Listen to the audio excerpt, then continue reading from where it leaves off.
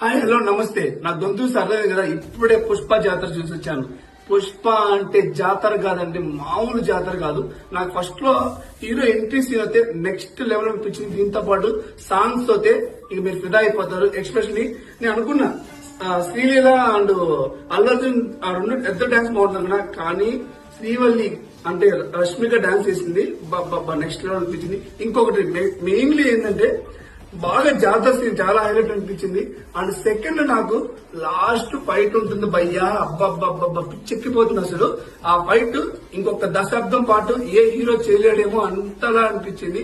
Overall గా అయితే నా రేటింగ్ అయితే అవుట్ ఆఫ్ 5 3.8 అయితే అనిపించింది. ఎందుకంటే అసలు ఇప్పుడు రీసెంట్ టైంలో 3.5 అబ్బో ఏ మూవీకి రాలేదు. 3.8 ఓవరాల్ గా హిట్ హిట్ హిట్. నీ అవ్వ తగ్గేదే లేదు.